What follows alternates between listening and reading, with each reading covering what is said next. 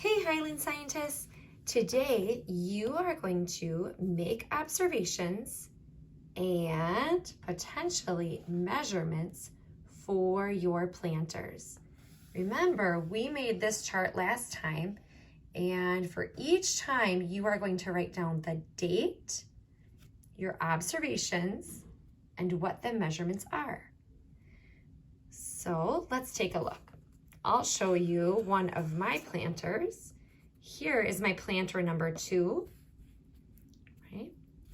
And I'm going to think about what my planters look like. I'm going to look at all 3 of them and write down my observations. So today's date first is 2/26/21. So we write down the date.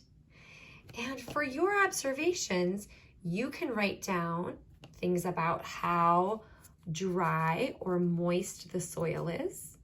For example, you might write down something like that cup 1 has dry soil. Maybe you're noticing that cup 2 also has dry soil.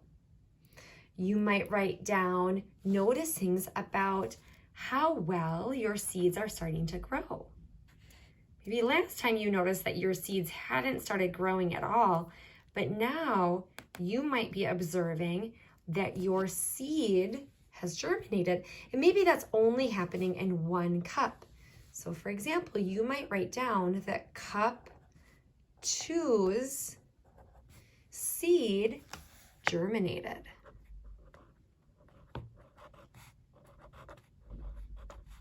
Meaning the seed started to grow.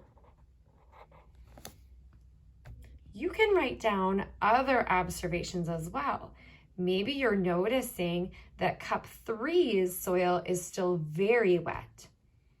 Right? Any observations that you would like to write down in this part about how your soil, seeds, or the plants look.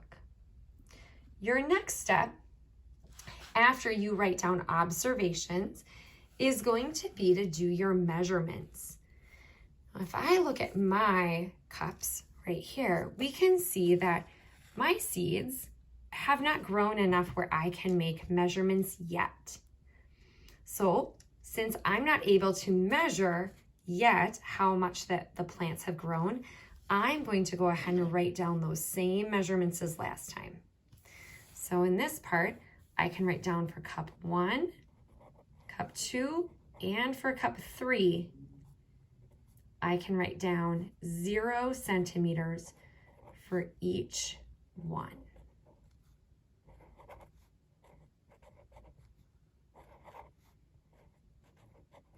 So remember, in your notebooks, you wrote down your plan for doing that watering. Remember, cup 1 is going to get 15 milliliters of water. Cup 2 will get 30 milliliters of water. And cup 3 will get 45 milliliters of water. You might notice it might seem like a lot of water is going into cup 3.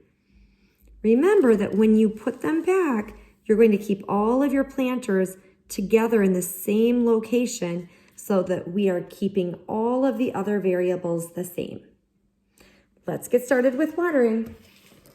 So on your measuring cup that we made, remember we marked off 1 centimeter up is the same as 15 milliliters of water, and we labeled it with a 1 to remind ourselves that is the amount we'll use for cup number 1.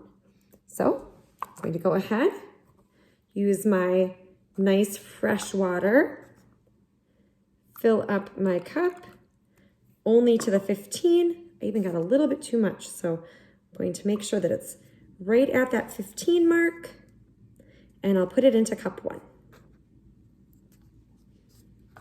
All right, now cup 2, remember, gets 30 milliliters of water.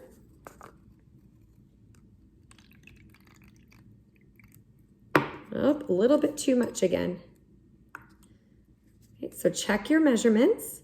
Cup 2 and cup 3. You might even notice that it takes a little bit of time for the water to soak in. You might notice that. And after a little while, your water should mostly soak in. But you even might find that, wow, that's a lot of water. Look at all that water that's in that cup. I wonder if it's all going to soak in. So over time, you might even think, oh, we should talk about that amount of water, and maybe we'll need to adjust that as we go.